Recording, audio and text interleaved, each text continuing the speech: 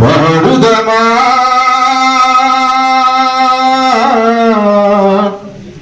స్వేచ్ఛా గీతం ఎగరేయుదమా జాతి పతాకం పాడుదమా స్వేచ్ఛా గీతం ఎగరేయుదమా జాతి పతాకం ఎగరేయుదమా జాతి పతాకం దిగంతాలని నదించి విశ్వవిఖ్యాతి నందగా జాతి గౌరవం పాడుదమా స్వేచ్ఛా గీతం ఎగరేయుదమా జాతి పతాకం ఎగరేయుదమా జాతి పతాకం జయన్వాల భాగు దురంతపు నెత్తుటి దారులనొత్తుకొని ఉరి కొయ్యల చెరసాలల గోడలు దారుణాలు తలకెత్తుకొని పొగిడిన కాలం పోరాడిన కాలం పొగిలిన కాలం పోరాడిన కాలం మరి ఒక పరి తలుసుకొని మృతవీరుల గనుడి కొలుసుకొని పాడుదమా స్వేచ్ఛా గీతం ఎగరేయుదమా జాతి పతాకం ఎగరేయుదమా జాతి పతాకం వందే మాతరమను నినదించిన వీరుల శౌర్యం నలదుకొని స్వాతంత్ర్యమే నా జన్మ హక్కని గర్జించిన గలమందుకొని పోరాట బలం స్వాతంత్ర ఫలం పోరాట బలం స్వాతంత్ర ఫలం కలకాలం కాపాడుకొని కరుగర్వంగా కొని ఆడుకొని పాడుదమా స్వేచ్ఛా గీతం ఎగరేయుదమా జాతి పతాకం. సెక్యులర్ రైటర్స్ ఫోరం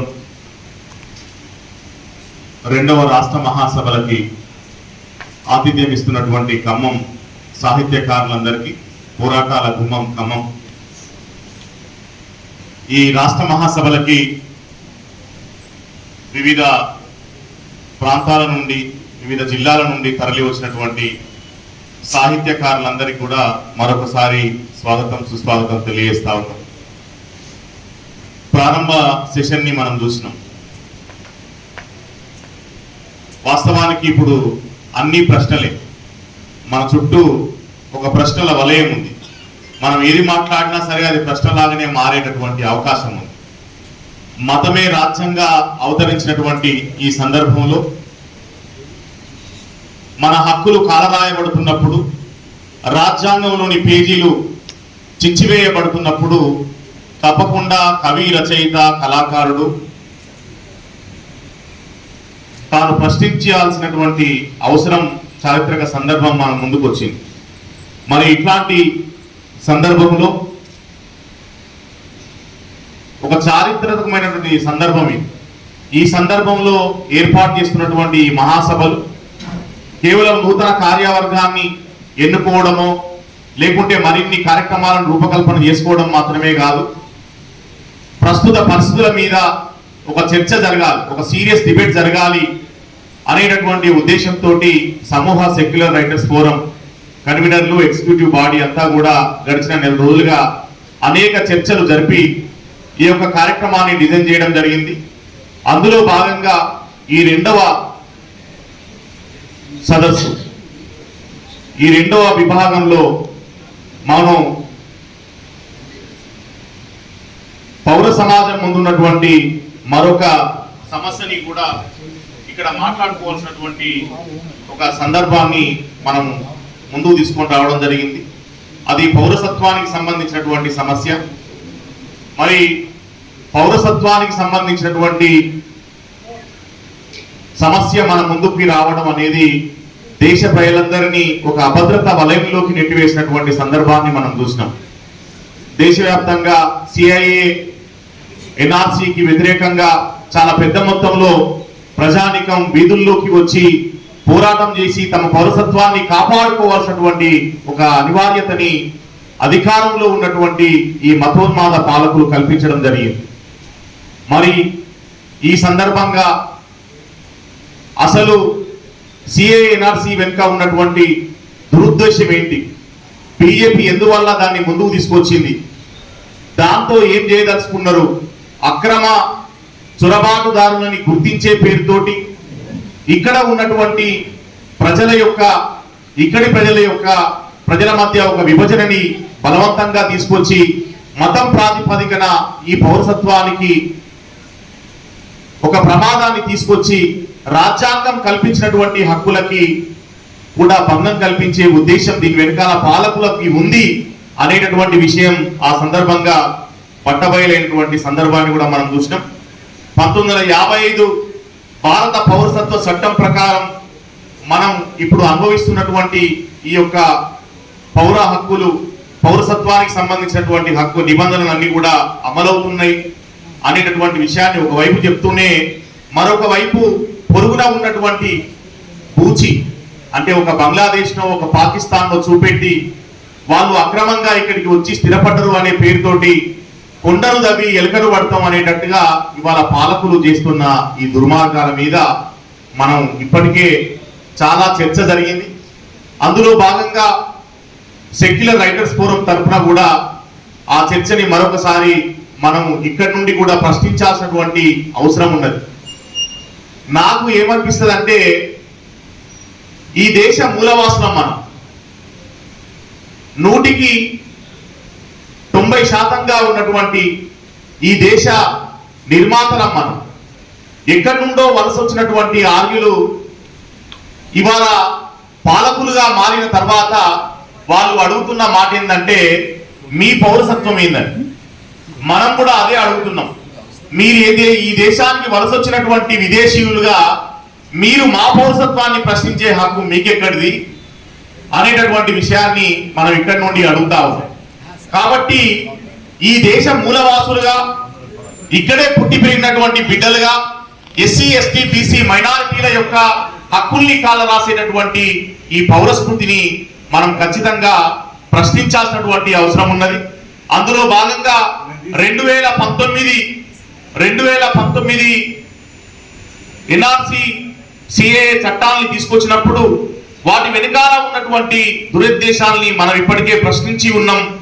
మరి అస్సాం లాంటి చోట చాలా పెద్ద మొత్తంలో నిరుపేద గిరిజనుల యొక్క వాళ్ళకు ఏ ఆధారం లేదు, వాళ్ళకు ఆధార్ కార్డే కాదు ఎలాంటి ఐడెంటిటీ కార్డు లేనటువంటి వాళ్ళు కొన్ని లక్షల్లో ఉన్నటువంటి వాళ్ళ పరిస్థితి ఏంటి ఈ యొక్క పౌరస్మృతి పేరుతోటి అనేటటువంటి విషయాన్ని కూడా మనం గతంలోనే చర్చించినాం. మరి ఇవాళ మరొకసారి ఈ దేశానికి ఈ దేశ మూలవాసులకి పొంచి ఉన్నటువంటి ప్రమాదాన్ని పాలకులు చేస్తున్నటువంటి ఈ ప్రయత్నాల్ని ఒకవైపు మన పౌరస్మృతికి భంగం కలిగిస్తూనే మన ఐడెంటిటీని ప్రశ్నిస్తూనే మరొక వైపు ఓట్ల సవరణ పేరుతోటి ఓట్ల జాబితా సవరణ పేరుతోటి చాలా పెద్ద మొత్తంలో ఓట్లను తొలగించి శాశ్వతంగా వాళ్ళే అధికారంలో ఉండేటటువంటి ప్రయత్నం చాలా బలంగా జరుగుతున్నది మనం చూస్తున్నాం. అంటే మనం ఎన్ఆర్సీ సిఏఏ గురించి మాట్లాడి మనం దాని మీద కొట్లాడుతున్నటువంటి సందర్భంలోనే మళ్ళీ ఎస్ఐఆర్ సర్ అనే దాన్ని తీసుకొచ్చి మరొకసారి చర్చకు పెట్టినటువంటి సందర్భాన్ని కూడా మనం చూస్తున్నాం. అంటే మనకు ఎట్లా ఉన్నది అంటే ఈ అధికారంలో ఉన్నటువంటి పాలకులు చాలా స్పష్టంగా దళితులకు వ్యతిరేకంగా, ముస్లింలకు వ్యతిరేకంగా, ప్రగతిశీలవాదులకు వ్యతిరేకంగా చాలా దుర్మార్గమైనటువంటి కుట్రలు చేస్తూ కేవలం హిందూ మతం పేరుతోటి రాజ్యాన్ని వాళ్ళ రాజ్యాధికారాన్ని కొనసాగించేటటువంటి ప్రయత్నం చేస్తున్న దానికి ఇవన్నీ ఒక దాఖలాలుగా మన ముందు ఉన్నాయి మిత్రులారా. ఇవన్నీ మనందరికీ తెలిసినటువంటి విషయాలే, మనందరి మనసుల్లో రగులుతున్నటువంటి విషయాలే. మరి ఈ విషయాల మీద పౌర సమాజానికి మనం ఒక అవగాహనని అందించాల్సిన అవసరం ఉన్నది. చాప కింద నీరులాగా విస్తరిస్తున్నటువంటి కుట్రని కూడా మనం తేటతెల్లం చేయాల్సినటువంటి అవసరం ఉన్నది. ఇవాళ మన గ్రామీణ ప్రాంతాల్లో ఉన్నటువంటి ప్రజానికం లేదా యూత్ కూడా ఈవెందో సెల్ ఫోన్ ప్రపంచంగా జీవించేటటువంటి స్మార్ట్ ఫోన్ చుట్టూ తిరుగుతున్నటువంటి యూత్ కూడా ఇవాళ దేశ రాజకీయాల్ని ఆలోచించేటటువంటి తరుణంలోకి ప్రయాణిస్తా ఉన్నది. ఇవాళ మనం కాక్రోచ్లు చేసినటువంటి ఒక తిరుగుబాటు చూసినాం. ఆ తిరుగుబాటు రేపు దేశవ్యాప్తంగా విస్తృతమైతే తప్పకుండా ఈ మతోన్మాద కోటలు బద్దలైతాయి అనేటటువంటి విషయం కూడా ఇక్కడ మనకు చాలా స్పష్టంగా కనబడతా ఉన్నది. మరి ఎందరెందరో త్యాగదనులు స్వాతంత్ర్యానికి ముందు చేసినటువంటి పోరాటాల వల్ల సాధించుకున్నటువంటి హక్కుల్ని, ముఖ్యంగా భారత రాజ్యాంగం మనకు అందించినటువంటి స్వేచ్ఛ, సమానత్వం, సౌభ్రాతృత్వం అనేటటువంటి విలువల్ని భగ్నం చేసేటటువంటి కుట్రలు ఈ యొక్క పౌరస్మృతి లాంటి చట్టాల పేరుతోటి ప్రభుత్వం అధికారికంగా చేస్తున్న కుట్రల్ని మనందరికీ చాలా స్పష్టంగా అర్థమవుతా ఉన్నాయి. మరి వీటి మీద మనం చర్చించుకోవాల్సినటువంటి అవసరం ఉన్నది. వీటి మీద మనం ఒక స్టాండ్ ని తీసుకోవాల్సినటువంటి అవసరం ఉన్నది. వీటిని తిప్పికొట్టకపోతే మరిన్ని అరాచకాలకి, దుర్మార్గాలకి ఈ అధికారంలో ఉన్నటువంటి పాలకులు పాల్పడేటటువంటి అవకాశం ఉన్నది. కాబట్టి ప్రగతిశీల వాదులుగా, లౌకిక ప్రజాస్వామ్య వాదులుగా, సెక్యులర్ రైటర్స్ గా మనమంతా కూడా వీటి మీద మన గళాన్ని వినిపించడం కోసం సమూహ ఎప్పటికప్పుడు సిద్ధంగా ఉన్నది అనేటటువంటి విషయాన్ని తెలియజేస్తూ, గత మహాసభల్లోనే మేము తీసుకొచ్చినటువంటి ఒక బులెటిన్ లో ఈ విషయాలకు సంబంధించిన విషయాల మీద వ్యాసాల్ని కూడా రాయించి అందులో పొందుపరచడం జరిగింది. మరి ఇవాళ రెండవ మహాసభల సందర్భంగా ఒక ప్రధానమైనటువంటి అంశం ఈ యొక్క పౌర స్మృతికి వస్తున్నటువంటి సవాళ్ళు ఏవైతే ఉన్నాయో ఆ సవాళ్ళ మీద మాట్లాడుకోవాల్సినటువంటి అవసరం ఉన్నది అని భావించి సమూహ ఈ యొక్క సెషన్ ని డిజైన్ చేయడం జరిగింది. మరి అధ్యక్షుడిగా ఈ పలుకులు ఇంతటితో ముగిస్తూ నేను తదుపరి వక్తల్ని మాట్లాడించేటటువంటి ప్రయత్నం చేస్తాను. మరి అందులో భాగంగా వేదిక మీద ఉన్నటువంటి పెద్దలు సామ మల్లారెడ్డి గారు కానీ, అట్లాగే ప్రధాన వక్తగా విచ్చేసినటువంటి జహా ఆరా గారు, ఒక ఉద్యమకారిణి సీనియర్ అడ్వకేట్ గారు, అట్లాగే కన్నోజు ఫణిమాధవి గారు కవయిత్రి వారు కానీ, ధరణికోట రమేష్ గారు కానీ కథకులు, వీరంతా కూడా వారి వారి అభిప్రాయాల్ని మనతో పంచుకునేటటువంటి ప్రయత్నం చేస్తారు. అందులో భాగంగా ముందుగా ఈరోజు జరుపుతున్నటువంటి ఈ సమావేశానికి నన్ను ఆహ్వానించినందుకు ధన్యవాదాలు చెప్తూ, బయట అప్రజాస్వామిక సమాజం ఉంది, ఇక్కడ ప్రజాస్వామిక వాదులు మాట్లాడుతున్నారు. ఈ ప్రజాస్వామికుల వాదులు మాట్లాడాచీకం చెప్పాల్సిన పరిస్థితి వచ్చినప్పుడు కోర్టులో ఒక మాట అంటాడు, ఇంతమంది నియోగులు ఉన్న సందర్భంలో కోమటోన్నైనా నన్ను సాక్షికం చెప్పడం కరెక్టేనా అని అడుగుతారు. ఇంతమంది కవులు, కళాకారులు ఉన్న సందర్భంలో నేను ఇక్కడ ఉండటం నాకు ఏ అర్హత ఉందో నాకు తెలియదు. కానీ ఒకటి మాత్రం వాస్తవం, బయట ఇండియన్ సమాజం మొత్తం కూడా అప్రజాస్వామికమైన సమాజం. ఇది ఇప్పుడే కాదు, గత 12 సంవత్సరాల బట్టే కాదు, క్రీస్తు పూర్వం 3000 సంవత్సరాల బట్టి, 3500 సంవత్సరాల బట్టి కూడా ఇది అప్రజాస్వామికంగానే ఉంది. సింధు నాగరికత నుంచి, సింధు నాగరికతలో ప్రజాస్వామిక వ్యవస్థ ఉంది. అది ఎప్పుడైతే ఆర్య దండయాత్ర జరిగినాయో, ఆర్యులు దండయాత్ర సాగించారు, అప్పుడే ఈ దేశంలో ఉన్న ప్రజాస్వామ్యం నాశనమైంది. అప్పటి నుంచి ఇప్పటి వరకు ప్రజాస్వామ్యం అనే మాటే కానీ వాస్తవంగా ప్రజాస్వామ్యం లేదు. వాస్తవంగా ప్రజాస్వామ్యం లేదు, ప్రజాస్వామ్యం లేదు. ఎందుకంటే ఈ దేశం కుల వ్యవస్థ. Caste is anti democracy, caste is anti federal, caste is anti equality. ఇక ప్రజాస్వామ్యం ఎక్కడ ఉంది ఇక్కడ? అందుకని రాజ్యాంగ పీఠికలో మొట్టమొదట నా రిక్వెస్ట్ ఏమిటంటే మీ అందరికి కూడా, మీరు ఎక్కడ ఏ సభ జరిపినా కూడా రాజ్యాంగ పీఠికను చదివి మొదలు పెడతారని చెప్పేసి మీకు విజ్ఞప్తి చేస్తున్నాను. రాజ్యాంగ పీఠికలో ఉన్నటువంటి సోషలిస్ట్, సెక్యులర్, డెమోక్రటిక్, రిపబ్లిక్ అనేటువంటి మాటలు రాజ్యాంగ పీఠికలో ఉన్నాయి. రాజ్యాంగం మొత్తం రాసిన తర్వాత చివరిగా రాసినటువంటి పత్రమే ఆ రాజ్యాంగ పీఠిక. ఈ దేశంలో ఉన్నది వాస్తవంగా మనం బయటికి వెళ్ళిన తర్వాత కానీ ఇక్కడ మన మనసులో కానీ ఉన్నటువంటి ఫిలాసఫీ ఏమిటి? మనం ప్రజాస్వామ్యం గురించి మాట్లాడుతున్నాం. ఏ ఫిలాసఫీ ప్రజాస్వామ్యానికి వ్యతిరేకం ఫండమెంటల్ గా? What is the philosophy against the democracy in this country? We have two enemies. ఒకటి ఫిలసాఫికల్ ఎనిమీ, రెండవది physical enemy. Philosophical enemy is Brahminism. whether you agree or not. You may differ with me, I will be happy. Philosophical enemy of this country of 145 crore population is Brahmanism. The physical enemy is anybody who is Brahmanized. ఇక్కడ నేను చెప్పదలుచుకుంది ఏంటంటే ఈ జబ్బు మనందరికీ అంటింది. ఏ మేరకు అనేది ప్రశ్న. ఏ మేరకు బ్రాహ్మణిజం మన మైండ్లో దూరింది? ఈ దేశ ప్రథమ శత్రువు బ్రాహ్మణిజం. ప్రజాస్వామ్యానికి ప్రథమ శత్రువు బ్రాహ్మణిజం. ఫెడరలిజానికి ప్రథమ శత్రువు బ్రాహ్మణిజం. ఫ్రెటర్నిటీకి ప్రథమ శత్రువు బ్రాహ్మణిజం. మీ కవులు, కళాకారులు మీరంతా రాస్తూ ఉంటారు కదా. ఇందులో ఇంతకు ముందు మెర్సీ మార్గారెట్ గారు చెప్పారు, మెట్టు రవీంద్ర గారు కూడా చెప్పారు, ఈ దేశంలో కుల వ్యవస్థ ఉన్నంత వరకు ప్రజాస్వామ్యం అనేది ఉండదు. గుర్తుపెట్టుకోండి. ఈ దేశంలో కుల వ్యవస్థ ఉన్నంత వరకు ప్రజాస్వామ్యం ఉండదు, సోదర భావం ఉండదు, సమానత్వం ఉండదు. కాబట్టి ఈ బ్రాహ్మణిజాన్ని కుదముట్టించడానికి కవులు, కళాకారులు ఇంకొక ప్లేన్లోకి వెళ్ళాలని చెప్పేసి నేను విజ్ఞప్తి చేస్తున్నాను. ఎవరన్నా ఏమని అనుకుంటారేమో, మన రచనలు పత్రికలు రావేమో, మనం చెప్తే ప్రజలు వినరేమో,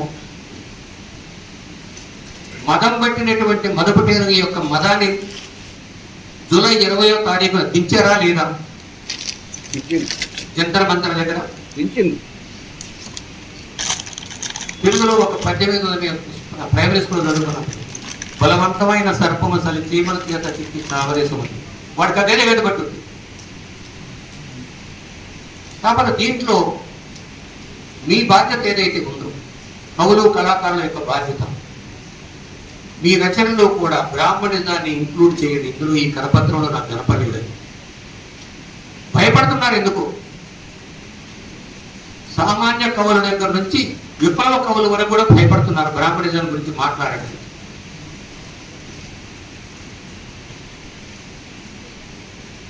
చస్తున్నారు, పోరాటాలకు వస్తున్నారు, ప్రాణాలు అర్పిస్తున్నారు.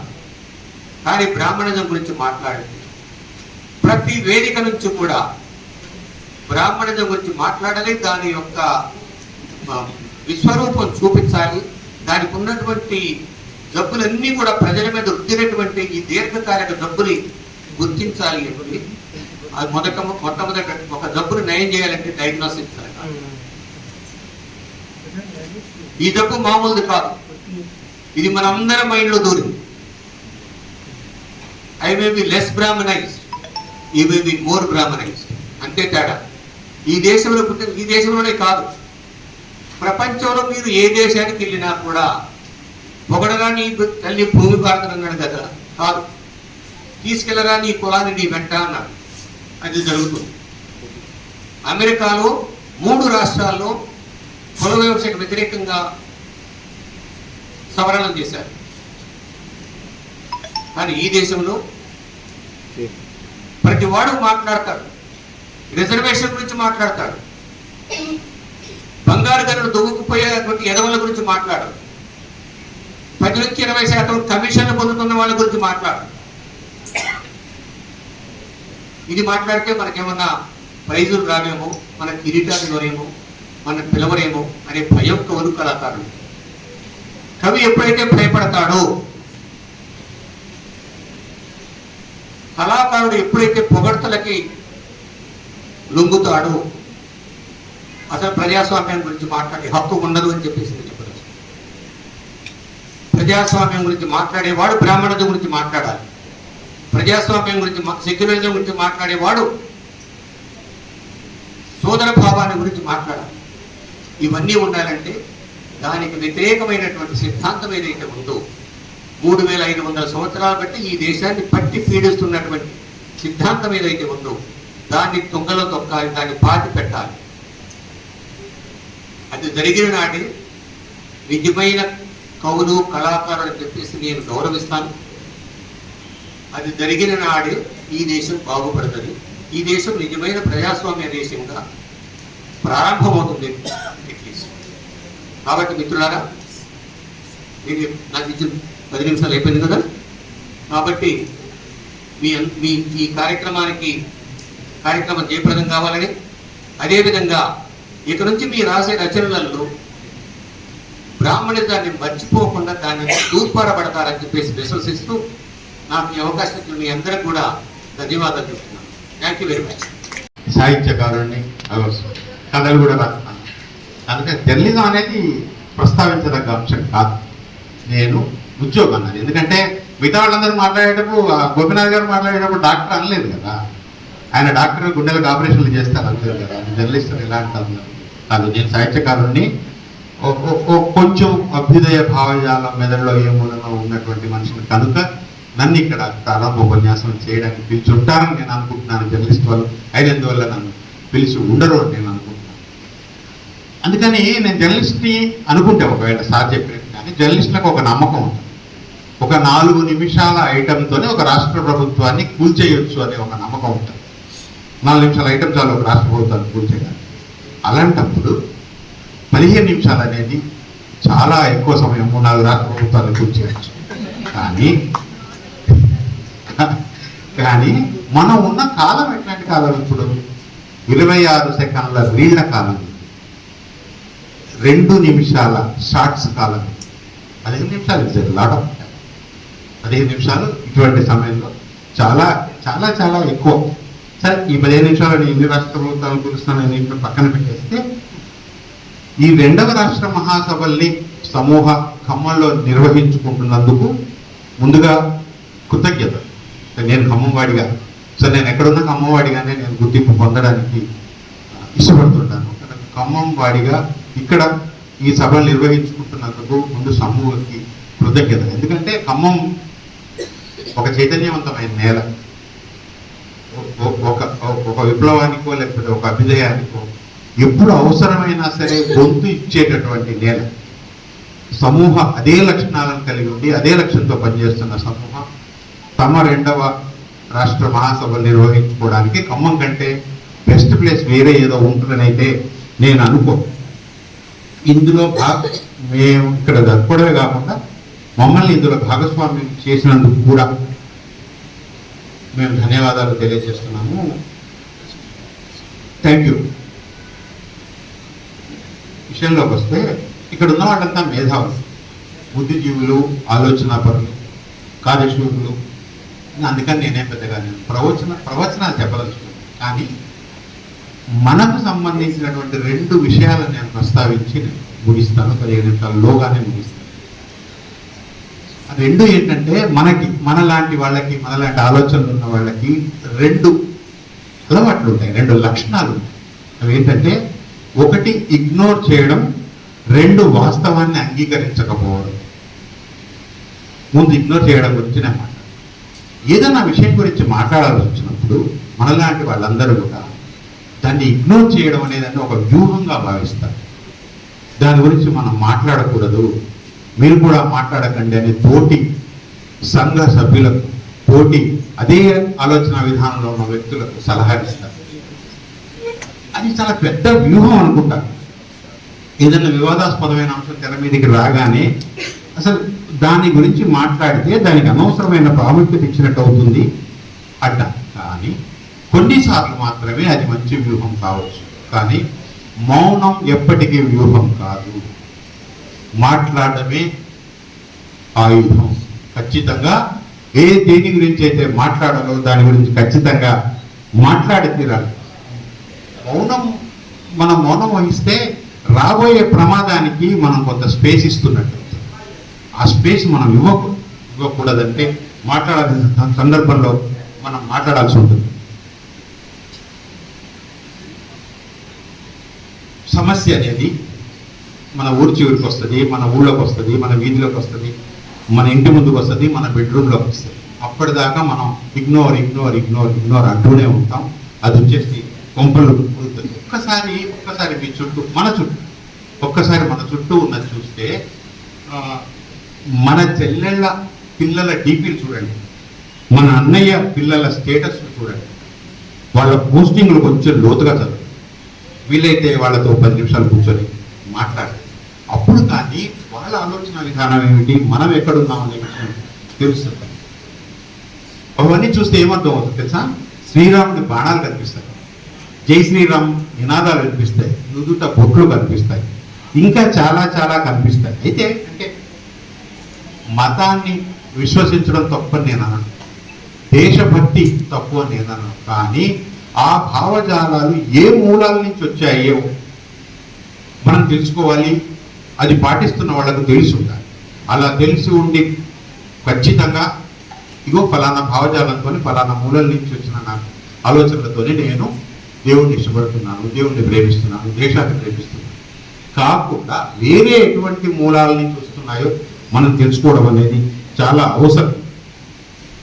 మా బంధువుల పిల్లల్లో నేను చూస్తే, అంటే మా చెల్లెళ్ళ పిల్లలు, మా మరదళ్ళ పిల్లలు, వీళ్ళందరూ కూడా దాదాపుగా పెద్ద సాఫ్ట్వేర్ ఇంజనీర్లు, నెలకు 2 లక్షలు 3 లక్షలు సంపాదించారు. వీళ్ళు నేను దేవుణ్ణి నమ్మను అని ఇంట్లో రెగ్యులర్గా వచ్చే ప్రస్తావన.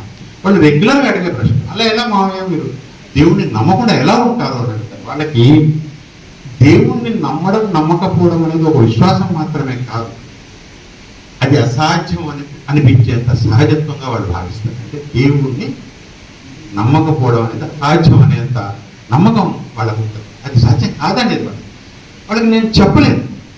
నేను ఎందుకు దేవుణ్ణి నమ్మననే విషయాన్ని ఏదో వాదన చేస్తాం, కానీ వాళ్ళకి అర్థమయ్యే భాషలో, వాళ్ళకి అర్థమయ్యే రీతిలో వాళ్ళని కన్విన్స్ చేసేట్టుగా చెప్పలేను.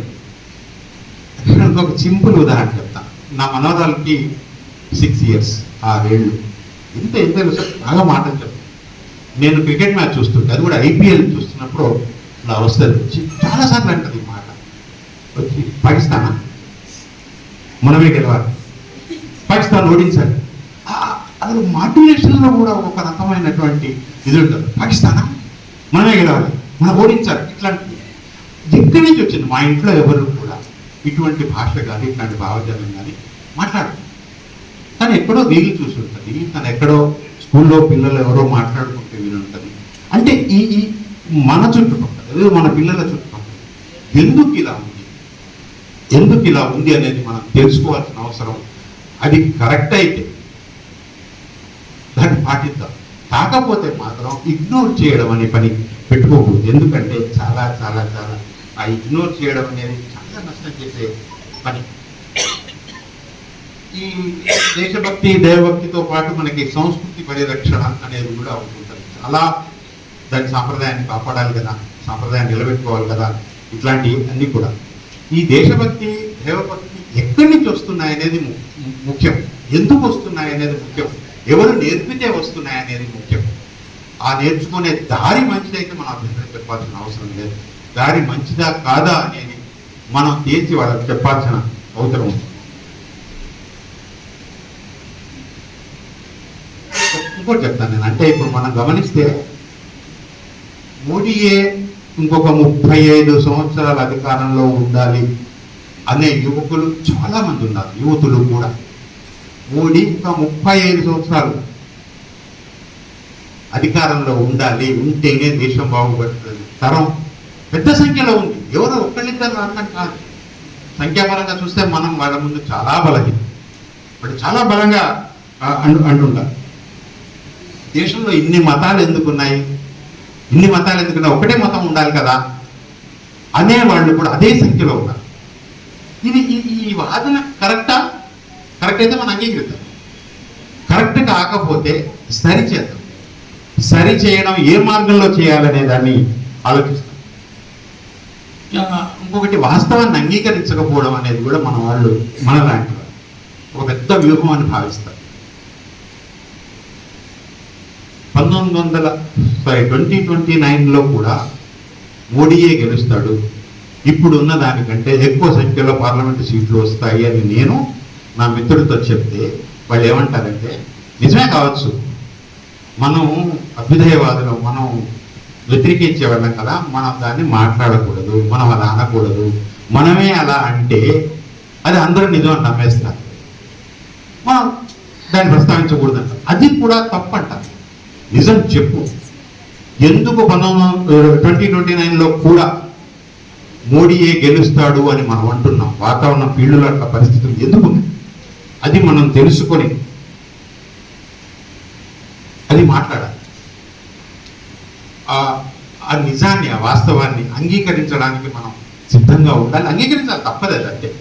ఇప్పటికీ ఇదే వేదిక వచ్చి నేను చెప్తున్నాను, 2029లో మోడీ మళ్ళీ గెలుస్తాడు. అనివార్యమైన పరిస్థితి అట్లా దేశంలో వచ్చేసింది. అది ఎందుకు వచ్చింది? బహుశా నేను అనుకోవడం, మనం చాలా కాలం ఇగ్నోరెన్స్, మనం చాలా కాలం వాస్తవాలు అంగీకరించకపోవడం అనేది చేసి ఉండడం వల్ల కావచ్చు. మనకు నచ్చని నిజాన్ని కూడా నిజం అనే పిలవగలగాలి. ఆ నిజం వల్ల సమాజానికి జరగబోయే నష్టాన్ని మనం వివరించగలగాలి. అన్నిటికంటే ముఖ్యంగా మనం కొత్త తరం వాళ్ళతో మనం మాట్లాడాలి. కొత్త తరం వాళ్ళతో మనం కొత్త తరం భాషలో మాట్లాడాలి.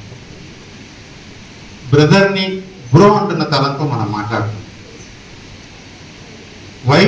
యూని ఓన్లీ యూ అనే అక్షరంతో రిప్రజెంట్ చేస్తున్న తరంతో మనం మాట్లాడుతాం. మనం కూడా అదే భాషలో మాట్లాడాలి.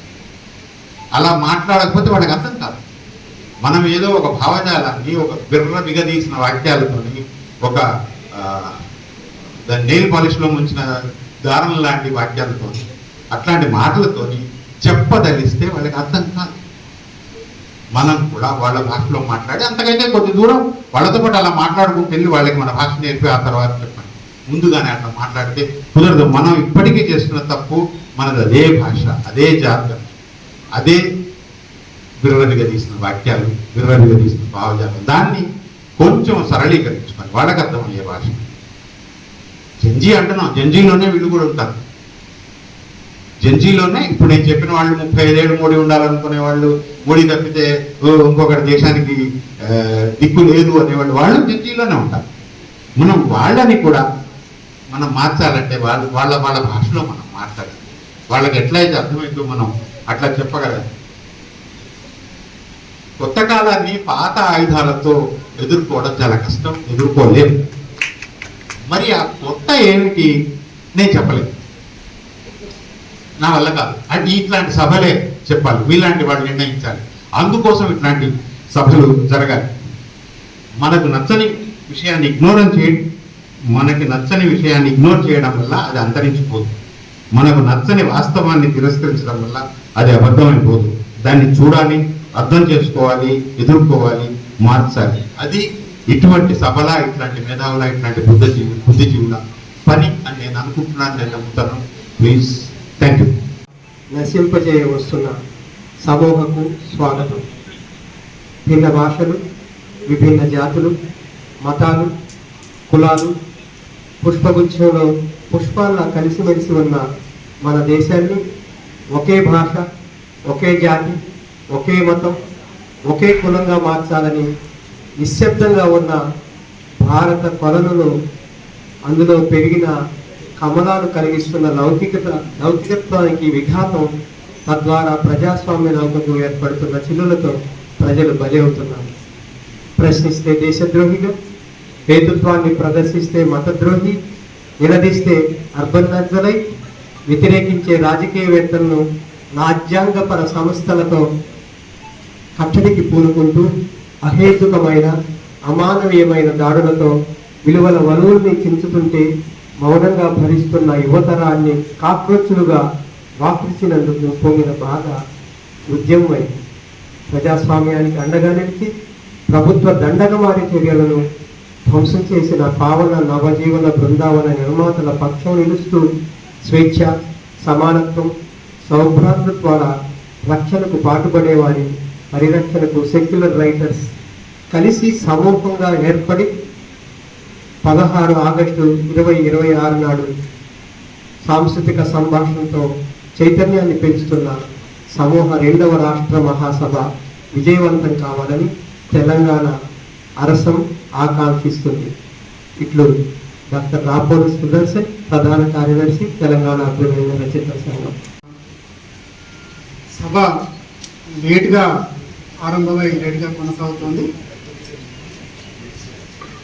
ఇంతకుముందు చెప్పినట్టుగా పెట్టుబడిదారీ వ్యవస్థ మారి సోషలిస్ట్ వ్యవస్థ రావాలని చెప్పి ఒక పెద్ద ఆశయం ఉంది. అదొక దీర్ఘకాలికమైన కార్యక్రమం. అట్లాగే ప్రజాస్వామ్యం కూడా సమాజంలో ఇంకి ప్రజాస్వామ్యం ఒక విలువగా ప్రజల దైనందిన జీవితంలో వచ్చేదాకా కూడా ఒక దీర్ఘకాలిక పోరాటం అవసరం అని, ఒక సాంస్కృతిక సంభాషణ నిరంతరం చేయాల్సిన అవసరం ఉందని సమూహ భావిస్తోంది. దీంతో ఈ ప్రారంభ సమావేశం ముగిసింది. ఇప్పుడు మొదటి సమావేశాన్ని నిర్వహించవలసిందిగా నాలేశ్వరం శంకర్ గారిని ఆహ్వానిస్తున్నాం. చదువుకునే రోజుల్లో అతిపెద్ద ప్రజాస్వామిక దేశం భారతదేశం అని చాలా గర్వంగా చదువుకున్నాము. సర్వసత్తాక సామ్యవాద లౌకిక ప్రజాస్వామిక దేశం అని కూడా చాలా ప్రమాదంలో పడి, ప్రజాస్వామ్యం అదే ప్రమాదంలో పడి దాని పరిరక్షణ కోసం అందరము కలవాల్సిన ఒక అత్యవసర పరిస్థితుల్లో ఇప్పుడు మనం ఉన్నాం అందరం. కానీ ఇలాంటి ఒక అత్యవసర పరిస్థితి ఉందని అవగాహన ఎంతమందికి ఉంటుంది? ఇప్పుడు మాట్లాడుతున్న టాపిక్ కాదు, కానీ మమ్మల్ని అందరూ అంటారు స్త్రీలని ద్వితీయ తరగతిగా ఇప్పటికీ ఉంది. ఎంత అవగాహన ఉన్నా ఆ స్త్రీల కోణంలో నుంచి నేను ఒక 2 మాటలు చెప్తాను. నాకు ఇచ్చిన తక్కువ సమయంలో మేము ఒక చిన్న ప్రపంచంలో ఉంటామని, మా చుట్టూ ఉన్న ప్రపంచంలోనే ఉంటామని, ప్రపంచాన్ని చూడమని, ప్రాపంచిక దృక్పథం ఉండదని అంటూ ఉంటారు. సరే, మా చిన్ని ప్రపంచాల్లోనే ఇప్పుడు ఏం జరుగుతుందో చెప్తాను. పాలకులు ప్రభుత్వం చేస్తున్న రాజకీయాలు అవైనా అన్నీ కూడా ఎక్కడో ఉండవు, ఎక్కడో జరగవు, మన ఇంట్లోకి నట్టింట్లో కూడా వస్తాయన్నది వాస్తవం, అందరూ ఒప్పుకుంటారు కదా. అక్కడ మన్ కీ బాత్ అని ఆయన చెప్తున్నప్పుడు ఆ మాటల ప్రభావం మన ఇంట్లో, మన పక్కింట్లో, మన కళ్ళ ముందు మన చేతుల్లో పెరుగుతున్న పిల్లల్లో ఎట్లాంటి ప్రభావితం చూపిస్తుంది?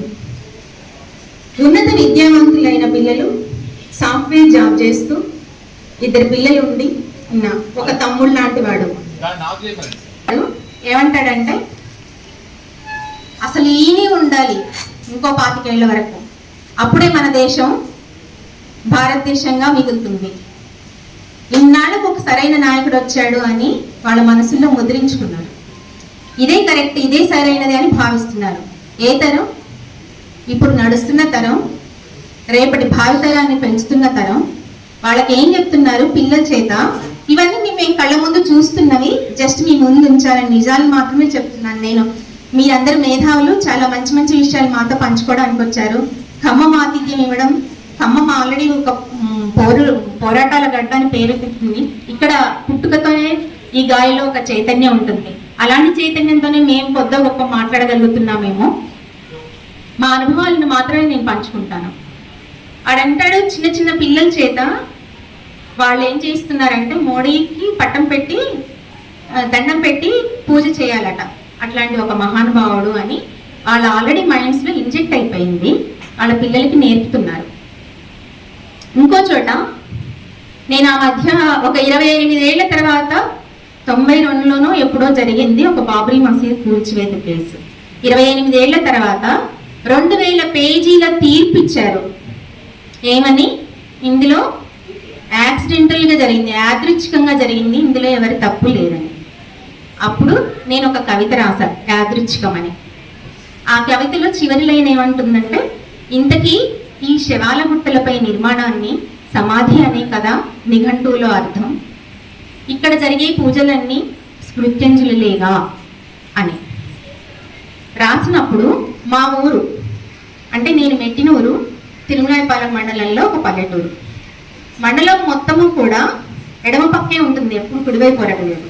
నేను పెళ్ళి వెళ్ళిన దగ్గర నుంచి కూడా ఇప్పుడిప్పుడే కొద్దిగా కుడివాళ్ళు వస్తున్నారు అక్కడికి. అలాంటి భావజాలం ఉన్న ఊరిలో ఇక్కడ వరుసలు పెట్టి పిలుచుకుంటారు అందరూ. పిన్ని ఎందుకు అలా రాసావు అని అడిగారు. ఎందుకలా రాసావని అడిగారు. వాళ్ళు పుట్టుకతోనే ఎడమపక్ష భావజాలతో పెరిగి దానిలోనే తిరుగుతున్న వాళ్ళు నన్ను నిలదీశారు ఇలా ఎందుకు రాసావు అని. పైగా కొనసాగింపుగా ఏమన్నారంటే ఇదే కంటిన్యూ అవ్వాలి, ఇతనే ప్రధానమంత్రిగా ఇంకో 25 ఏళ్ళైనా ఉండాలి, అప్పుడే వాళ్ళకి బుద్ధి వస్తుంది. ఎవరికి రావాలి బుద్ధి అంటే ఎడమపక్ష భావజాలంతో ఉన్న మనిషి కూడా సెక్యులర్ని అర్థం చేసుకోలేదు, దేని వైపు ఒరిగారు. అంటే మనం ఎలాంటి ప్రమాదంలో ఉన్నాం గర్వంగా చెప్పుకునే వాళ్ళం. మా మండలం అంతా కూడా ఎప్పుడు ఇక్కడే ఇలాగే ఉంటుంది, ఈ జెండానే మోస్తుంది అని. కానీ బుర్రలో ఏం ఇంజెక్ట్ అయింది, ముందు భావితరాన్ని ఏం ఇంజెక్ట్ చేయబోతుంది. మనం మొన్న జంతర్ మంతర్లో చూసి అందరినీ నరనరాల్లో చచ్చుకున్న నరాలు కూడా నిపుణవ రాజేశాయి కాక్రోచ్ పార్టీ. జంతర్ మంతర్లో జరిగిన ఉద్యమం అంతా అసలు ఒక్క ఉదుటిన మనం ఏదో చేయగలుగుతామని ఒక ఉత్సాహాన్ని నింపేసింది. కానీ ఏ జంజీ తరాన్ని అయితే మనం అనుకుంటున్నామో ఒక పక్కన అది ఎంత శాతం ఉంది, ఎంత పర్సెంటేజ్ ఉంది, కానీ దానికి 100 రెట్ల పర్సెంటేజ్ పక్కన జంజీ తరం ఏమైపోతుంది, ఎటువంటి చైతన్యాన్ని పొందుతుంది, ఎటువంటి చైతన్యాన్ని కోల్పోతుంది. ప్లస్ దాన్ని అలాంటివన్నీ ప్రశ్నలే వాళ్ళల్లో ఎందుకు ఇంజెక్ట్ అవుతుందో ఆ ఇంజెక్ట్ అవుతున్న దాన్ని మనం అది కాదు, అది రైట్ కాదు అని మనం ఎలా చెప్పగలం. మీలాంటి వాళ్ళందరూ దానికి సొల్యూషన్ చూపిస్తారని నమ్ముతున్నాను. ఇంకొకటి, స్త్రీల పక్షంగా నేను ఒక మాట చెప్తాను. ఇందాకే అన్నాను స్త్రీలని విధియం చేస్తారు అని, ఆ భావజాలం ఇంకా పోలేదని. అది మాత్రం కంపల్సరీ నేను ఎప్పటికీ ఇదే మాటని బల్లబుద్ధి చెప్తాను, ద్వితీయ శ్రేణిగానే చూస్తారు అని. ఇప్పుడు జన్మతః పుట్టుకతోనే మనిషికి తెలియకుండానే మతం ఉంటుంది, ఏదో ఒక మతం ఉంటుంది. వాళ్ళకి తెలియకుండానే చిన్నప్పటి నుంచి ఏదో ఒక మతాన్ని ఆచరిస్తూనే ఉంటారు. మతం అనేది ఒక ప్రాథమిక హక్కుల్లో భాగంగా ఒక వ్యక్తి జీవించే హక్కు ఎలాగో మతాన్ని కూడా ఆచరించే హక్కు ఉంటుంది. అది వాళ్ళ ఇష్టంతో. కానీ ఇప్పుడు మతం ఏమైంది, పాలకపక్షం చేతుల్లో ఒక ఆయుధంగా మారింది. ఆయుధంగా మారడమే కాకుండా అది ఒక టూల్గా ఉపయోగిస్తున్నారు. ఆ టూల్ ఎక్కడ వినియోగిస్తున్నారు, రెండు మాటలు అయిపోతుంది సార్. టూల్ ఎక్కడ వినియోగిస్తున్నారు, ఎవరి మీద ప్రయోగిస్తున్నారు. మతం ఎప్పుడూ కూడా ఆచరణలో కనపడాలి అనే ఒకటి ఇంజెక్ట్ అయింది కదా, అది ఎక్కడ చూపిస్తున్నారంటే ఆ మధ్య కేఎన్ మల్లీశ్వరి గారు ఒక వ్యాసం రాశారు, కొత్త స్త్రీలు పుట్టుకొస్తున్నారు అని. ఈ కొత్త స్త్రీలు ఏం చేస్తున్నారు, స్త్రీలందరినీ ప్రభావితం చేస్తున్నారు. ఎలా, ఇన్నాళ్లలో కొన్ని దశాబ్దాలుగా స్త్రీవాదం చేసిన ఒక పని ఏంటంటే స్త్రీ తన సొంత ఆలోచనలతో తన ఇష్టంగా బ్రతికే ఒక అవకాశాన్ని వాళ్ళే అందిపుచ్చుకోవచ్చు అని ఒక ధైర్యాన్ని నింపితే ఆ తపనతో ముందుకు అడుగులు వేస్తున్న స్త్రీ జాతి మొత్తం ఒక్కసారిగా వెనక్కి నడవాల్సిన ఒక ప్రమాదంలో ఇప్పుడు ప్రెజెంట్ పడ్డాము. దయచేసి ఈ వైపుగా కూడా అందరూ ఆలోచించాలి. మత చిహ్నాలు ఎక్కువ ఎక్కడ కనిపిస్తాయి, మనుషుల వస్త్రధారణలో, ఆహార్యంలో, వాళ్ళ కట్టుబొట్టుల్లో, వాళ్ళు మాట్లాడే మాటల్లో, ధరించే అలంకరణలో భాగంగా. ఇప్పుడు అలా ధరించని, అలా వ్యవహరించని స్త్రీలను ఎలా చూస్తున్నారు, వాళ్ళపైన ఎటువంటి ఒక ఆధిపత్యం ఆచరించాలనే ఒక ఆధిపత్యం ఎలా నెట్టబడుతుంది, ఎలా ఫోర్స్గా. ఇది చాలా జనాలలోకి, ప్రజల బాహుళ్యంలోకి, ఆచరణలోకి వచ్చేస్తుందండి. ఇది కూడా ఒక పెద్ద ప్రమాదము. స్త్రీవాదులుగా ఇప్పుడు మేము ప్రజాస్వామిక లౌకిక స్త్రీవాదులుగా మారాలి. అందరిలోకి ఈ అవగాహన కూడా పెంచాలని నేను కోరుకుంటున్నాను.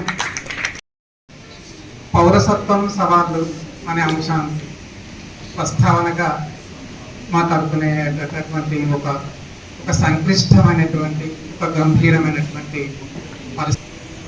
ఎన్నికలను ప్రజలంతా తమ ఇష్టానుసారంగా చైతన్యపూరితంగా తమ ఓటును వినియోగించుకోలేనటువంటి ఒక స్థితిని కల్పించడం కోసమే సిఏఏ, ఎన్ఆర్సీ లాంటి చట్టాలను తీసుకొచ్చి లక్షలాది మంది ఓట్లను రద్దు చేసి ఎన్నికలను ఒక తంతుగా మార్చి ప్రభుత్వాలను ఏర్పాటు చేస్తున్నాం. అది కొనసాగి దానికి ఇంకింత పదును పెట్టి ఎస్ఐఆర్ పేరు మీద, సర్ పేరు మీద లక్షలాది ఓట్లను గల్లంతు చేసి ఎన్నికల తంతును నిర్వహించి తమ పాలనను నెలకొల్పడం కోసం ప్రయత్నం చేస్తున్నారు. నిన్నగాక మొన్న మన ప్రభుత్వ లెక్కల ప్రకారం 74 లక్షల ఓట్లు రద్దు కాబోతున్నాయి. 60 లక్షల ఓట్లు రద్దు చేసి బెంగాల్లో తమ జెండాను పాతినటువంటి పాలకులు దేశవ్యాప్తంగా ఓట్లను రద్దు చేసి ప్రజల పౌరసత్వాలను రద్దు చేసి తాము చెప్పేటటువంటి ప్రజాస్వామ్య పాలన వితిన్ కోర్ట్స్ నెలకొల్పడం కోసం తాపత్రయపడుతూ ఉన్నారు. ఈ క్రమంలో ఎన్నికలు మొత్తం ఎన్నికల స్వామ్యానికి కుదించి ప్రజల చేత ప్రజల కొరకు ప్రజలు తమదైనటువంటి ఆశలకు ఆకాంక్షలకు అనుగుణంగా పాలనను నిర్వహించుకోవడం కోసం చేసేటటువంటి ఈ మొత్తం క్రమాన్ని ధ్వంసం చేసి ఎన్నికల స్వామ్యాన్ని ధనస్వామ్యంగా మార్చి ఎన్నికలను మొత్తంగా కొంతమందికి ప్రయోజనకరంగా ఉపయోగకరంగా వినియోగించేకరంగా చేసేసి ఈ ఎన్నికల స్వామ్యాన్ని మొత్తంగా ఒక భ్రష్టు పట్టించేటటువంటి ఒక కార్యక్రమాన్ని నేటి పాలకులు కొనసాగిస్తారు. నిన్నగాక మొన్న మాది నల్గొండ జిల్లా భువనగిరిలో ఒక కొమ్మిడి నరసింహారెడ్డి అనే ఒక ఎమ్మెల్యే చనిపోయారు. ఆయన 83లో ఆయన ఎన్నికలు పోటీ చేసే నాటికి ఆయన ఎన్నికల ఖర్చు 15,000 అయినాయి. ఈ 15,000 ఎన్నికల ఖర్చును నేను భరించలేను అని చెప్పేసి తాను ఎన్నికల రంగం నుంచి తప్పుకున్నాను. ఈరోజు ఆ నియోజకవర్గానికి ఎన్నికలు జరిగితే కనీసం 150 కోట్లు ఖర్చు చేస్తే కానీ ఎన్నికలలో పోటీ చేసేటటువంటి ఒక పరిస్థితి లేనటువంటి ఒక దుస్థితిని కల్పించారు. అలాగే ప్రజలందరూ తమ అందరికీ రాజ్యాంగం కల్పించినటువంటి హక్కుగా భావించి తమ సమస్యల పరిష్కారం కోసం గాను నల్గొండ జిల్లా కూడా ఒక గొప్ప పోరాట సంప్రదాయాన్ని, విలువల సంప్రదాయాన్ని నెలకొల్పింది. తమ సమస్యల పరిష్కారం కోసం 480 మంది పోటీ చేసి తమ సమస్యల పరిష్కారం కోసం ఈ ఎన్నికల విధానంలో ఉన్న డొల్లతనాన్ని చెప్పడం కోసం ప్రయత్నం చేస్తే ఆనాడున్న పోటీ చేయడానికి డిపాజిట్గా 500 ఉన్న దాన్ని 10,000గా మార్చి సామాన్యుడు పోటీ చేయలేనటువంటి ఒక స్థితిని కల్పించి దానికి అనుగుణంగా చట్టాలు చేసి ఈ ఎన్నికల స్వామ్యాన్ని ధనస్వామ్యంగా మార్చినటువంటి ఒక దుస్థితి ఈరోజు కొనసాగుతూ ఉన్నది. ఇట్లాంటి ఒక సంక్లిష్టమైనటువంటి ఒక గంభీరమైనటువంటి వాతావరణంలో పౌరసత్వాలను ఎలా నిలుపుకోవాలనేది ఈరోజు మన అందరి ముందున్న పెద్ద సవాలు. ఆ సవాలును ఈరోజు మనం అందరం స్వీకరించి దానిని నిజమైన ప్రజాస్వామ్యాన్ని నెలకొల్పడం కోసం మనం అందరం కృతకృత్యులు కావాల్సిన అవసరం.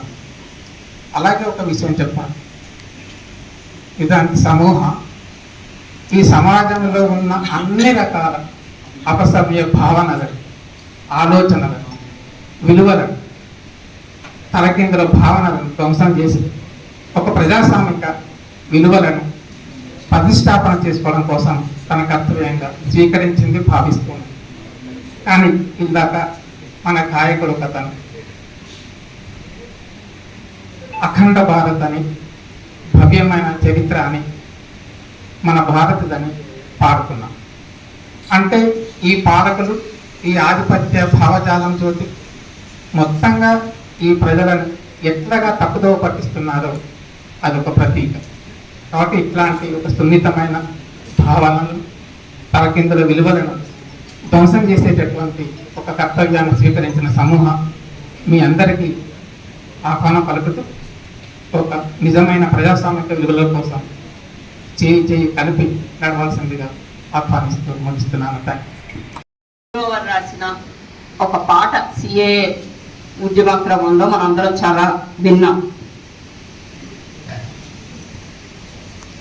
हम कागज नहीं दिखाएंगे, हम मांझी यही बिछाएंगे, हम संविधान को बचाएंगे, हम कागज नहीं दिखाएंगे, हम जनगणमन गाएंगे, हम कागज नहीं दिखाएंगे అన్నది చాలా వైరల్ అయ్యింది.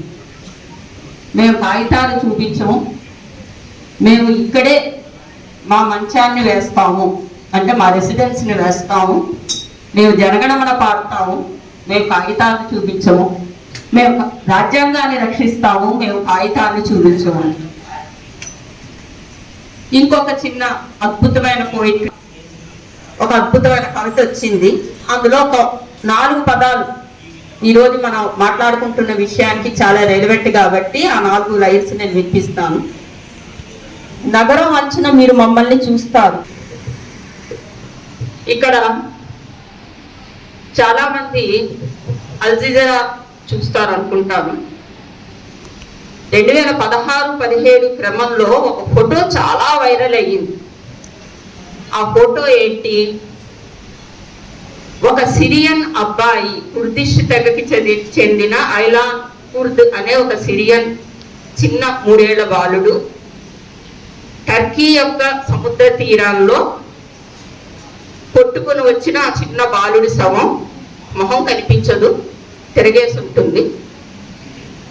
అతను చనిపోయిన 1 ఇయర్ తర్వాత ఆ ఫోటోగ్రాఫర్ పెడితే వైరల్ అయ్యింది బాగా. దీనికి సంబంధించి ఒక 1 మంత్ క్రితం ఫేస్బుక్ లో నేను ఒక చిన్న పోస్ట్ చదివాను. ఏంటి? ఇరాన్ యుద్ధం జరుగుతున్న నేపథ్యంలో ఇరాన్కి యుఎస్కి మధ్య కొన్ని డిప్లొమాటిక్ కాన్వర్సేషన్స్ జరిగాయి, మనందరం చూసాము. ఆ యుద్ధాన్ని కవర్ చేస్తున్న ఒక రిపోర్టర్ తన ఫేస్బుక్ లో ఆ యుద్ధం గురించి, ఆ డిప్లొమాటిక్ ఏవైతే జరుగుతున్నాయో వాటి మీద తన అభిప్రాయాలు రాస్తూ ఏమని చెప్పాడంటే, యుఎస్ తరపు నుంచి వచ్చిన ఎవరైతే డిప్లొమాటిక్ అధికారి ఒకరు ఉన్నారో అతని మీద నాకు నమ్మకం ఉంది. ఎందుకు నమ్మకం ఉంది అంటే, ఈ ఐలాన్ కుర్దిష్ యొక్క ఫోటో ఏదైతే ఉందో అల్ జజీరా ముందు చూపిస్తే నేను అప్పుడు రీసెర్చ్ చేస్తున్నాను, నేను వెళ్ళి చెప్పాను, దాన్ని కొంచెం మెయిన్ స్ట్రీమ్ మీడియాలోని వైరల్ అయ్యేటట్టు, సిఎన్ఎన్లోని మిగతా పెద్ద పెద్ద ఫాక్స్ న్యూస్కి సంబంధించిన మీడియాలో ఇది అయ్యేటట్టు, ప్రసరించేటట్టు చూడబట్టే అతను చేశాడు. అతనికి ఆ హ్యూమన్ టచ్ ఉంది అని. అది వైరల్ అయిన తర్వాత చాలా డొనేషన్స్ వచ్చాయి. సిరియన్ రెఫ్యూజీస్ మీద, సిరియాలో జరుగుతున్న యుద్ధం, సిరియాకి చెందిన శరణార్థులు, వాళ్ళు, సిరియా అన్నది ఎక్కడ మనకందరికీ తెలుసు, మెసొపోటేమియన్ సివిలైజేషన్, ప్రపంచంలో అతి ప్రాచీన నాగరికత అనుకుంటున్న ఆ దేశం నుంచి మెడిటేరియన్ సీ దాటుతూ ఆధునిక నాగరికతలకు మెడిటేరియన్ సీ చుట్టుపక్కల ఉన్న దేశాలు ప్రపంచంలో చాలా ప్రఖ్యాతిగాంచాయి. దాటుతున్న క్రమంలో 10-12 ఏళ్ల మన నాగరికతలకు మధ్య తేలి వచ్చిన ఒక బాలుడి చిన్న పిల్లడి శవం అగ్రరాజ్యాల యొక్క రకరకాల దాహానికి అది వచ్చింది. దాని మీద అందరం చాలా స్పందించాం, అందరం చూసాం, మాట్లాడాం, డొనేషన్స్ వచ్చాయి, అన్నీ వచ్చాయి. కానీ ఎప్పుడు వచ్చింది? అగైన్ మళ్ళీ అగ్రరాజ్యానికి సంబంధించిన ఒక యుఎస్ అఫీషియల్ తను అనుకొని మెయిన్ స్ట్రీమ్ మెజారిటేరియన్ మీడియాలో ఏ మీడియా అయితే ఏం చూపిస్తుందో, ఏం నమ్మిస్తుందో ఆ మీడియాలో ఫోటో వచ్చిన తర్వాతే మనం దానికి స్పందించాం. అది పారాడాక్స్, విషాదం అక్కడుంది. ఇంకా మన సబ్జెక్ట్లోకి వస్తే, అంటే మనకి ఈరోజు ఆ ఫోటో, ఆ రోజు మనకి ఏంటి అంటే ఆ ఫోటోని చూడడం, ఆ ఫోటోని గురించి మాట్లాడడం, ఏవో ఇంటెలెక్చువాలిటీ చూపించుకోవడానికి సభల్లో మాట్లాడడం, లేదు అంటే ఎప్పుడో ఎక్కడైనా ఏదో విషయాల మీద మాట్లాడడం, డైనింగ్ హౌస్లో టీ తాగుతూ ఎవరి ఇంటెలెక్చువాలిటీస్ చూపించుకోవడానికి మాట్లాడుతున్నాం. కానీ ఈరోజు మనకి రెలవెంట్ ఎందుకు అయ్యింది అంటే, శరణార్థి ఎవరు, సిటిజన్ ఎవరు, స్టేట్లెస్ ఎవరు, ఇల్లీగల్ మైగ్రెంట్ ఎవరు, ఈ విషయాలు మనకి అది రెలవెంట్ అయ్యింది కాబట్టి మనం ఈరోజు దాని గురించి మనం మాట్లాడుకుంటున్నాం. ఇంకా సిటిజన్షిప్ గురించి, ప్రజాస్వామ్యం గురించి మాట్లాడితే మనందరికీ తెలుసు, ఇక్కడ కూర్చున్న వాళ్ళు నాకన్నా బాగా చదువుకున్న వాళ్ళు, డెమోక్రసీ కన్నా క్యాపిటలిజం, మోడర్నిటీ, డెమోక్రసీ ఒకేసారి వెస్ట్రన్ వరల్డ్లో ఎదిగాయి. అంటే ఒకదాన్ని ఒకటి పెంచుకుంటూ, ఒకదాన్ని ఒకటి సేఫ్ గార్డ్ చేసుకుంటూ, ఒకదాన్ని ఒకటి కంట్రోల్ చేసుకుంటూ, ఒకదాన్ని ఒకటి పరిమితులు కన్ఫైన్ చేసుకుంటూ ఆ మూడు పెరిగాయి. ఆ పెరిగిన క్రమంలోనే మనకి రైట్స్ మూవ్మెంట్స్ అన్నవి కూడా వచ్చాయి. అయితే వెస్ట్రన్ దాంట్లోకి మనకి ఉన్న తేడా ఏంటి అంటే, రైట్స్ మూవ్మెంట్స్ అక్కడ చాలా ఎక్కువగా జరిగాయి. ఓటు హక్కు కోసం, విమెన్ లిబ్ కోసం, వర్కింగ్ అవర్స్ కోసం, ప్రతి ఫండమెంటల్ రైట్ గురించి, హ్యూమన్ రైట్ గురించి అక్కడ రైట్స్ మూవ్మెంట్స్ చాలా ఎక్కువగా జరిగి అది ఎవాల్వ్ అయ్యింది. The participation of the cross section of the society అందులో చాలా ఎక్కువ ఉంది.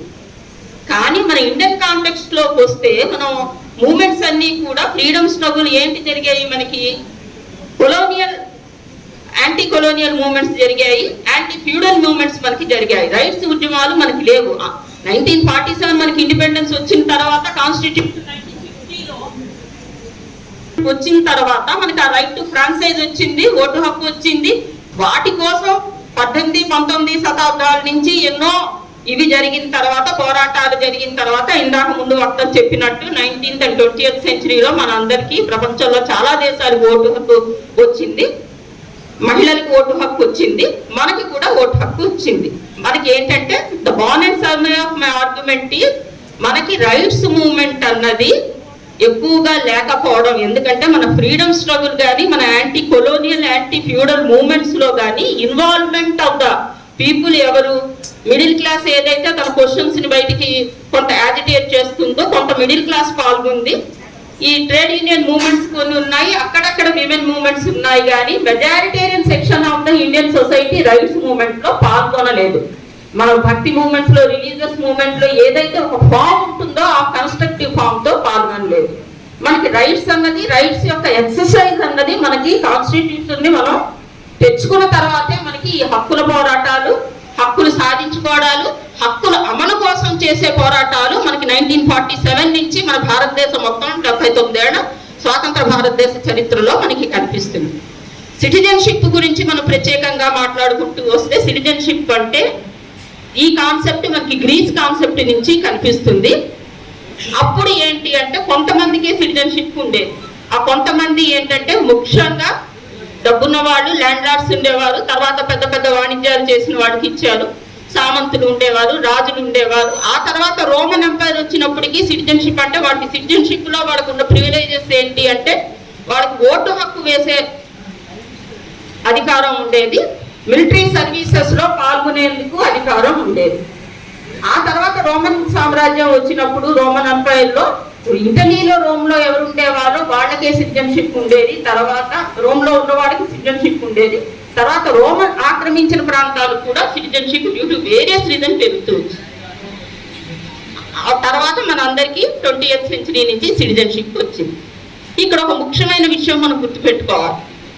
క్యాపిటలిజం పెరుగుతున్న క్రమంలో ప్రైవేట్ క్యాపిటల్ మీద కాన్సన్ట్రేషన్ వస్తున్న కొద్దీ ఇప్పటికీ అసమానతలు ఉన్న సమాజంలో ఇద్దరు అసమాన వ్యక్తుల మధ్య కాంట్రాక్ట్ జరగడం, అంటే క్యాపిటలిజం ఇన్వెస్ట్మెంట్ బేస్ మీదే జరుగుతుంది కదా. ఇన్వెస్ట్మెంట్ లో మనకి ముఖ్యమైన పార్ట్ ఏమవుతుందంటే కాంట్రాక్ట్ ఉంటుంది. ఆ కాంట్రాక్ట్స్ అన్నది ఇద్దరు అసమాన వ్యక్తుల మధ్య జరగకూడదు. అప్పుడు అసమానతలు అప్పుడు ఇప్పుడు ఎక్కువే ఉండేవి కాబట్టి సమాన వ్యక్తుల మీద జరగాలి. కాబట్టి to show that all the people are equal, right to equality అన్న కాన్సెప్ట్ వచ్చిందన్న వాదన కూడా ఉంది.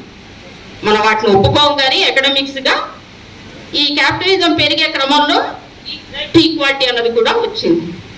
మళ్ళీ మనం వెనక్కి వస్తే ఈ సిటిజన్షిప్ అన్నది, what is the definition of citizenship? చాలా సింపుల్ సెంటెన్స్ లో చెప్పుకోవాలి అంటే, పౌరుడి వేరు, ప్రజలు వేరు.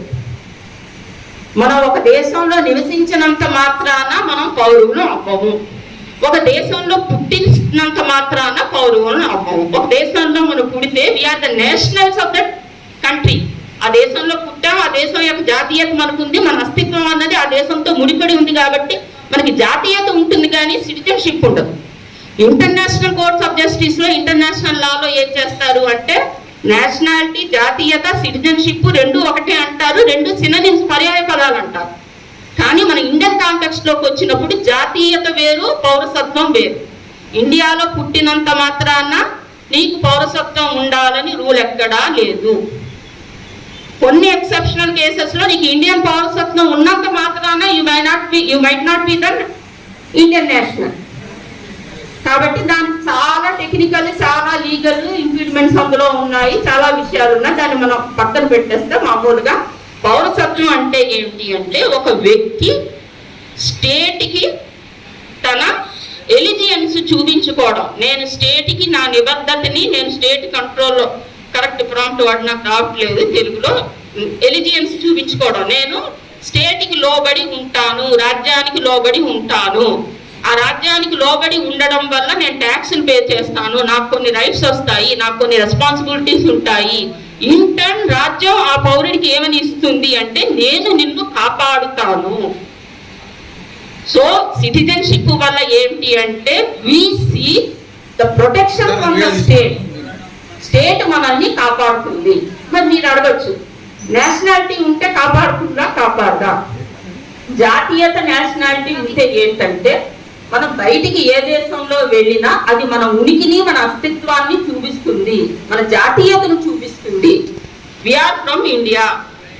ఆ జాతీయత చూపించడంలో మన బోర్డర్ దాటి బయటికి వెళ్తే మనకి కొన్ని సేఫ్ గార్డ్స్ ఉంటాయి ఇండియన్ నేషనల్ కాబట్టి.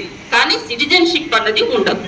మనం ఒక షిప్ వెళ్ళింది అనుకోండి, లేకపోతే మనకి ఇంకేదైనా ఇంటర్నేషనల్ దాంట్లో పెద్ద వెహికల్స్ వెళ్ళాయి అనుకోండి, కార్పొరేట్ కంపెనీస్ మన దాంట్లో నుంచి పుట్టినవి వెళ్ళాయి అనుకోండి, ఇట్ షోస్ ద నేషనాలిటీ. జాతీయతను చూపిస్తాయి. జాతీయత ఉన్న ప్రతి చోట పౌరసత్వం ఉందని కాదు.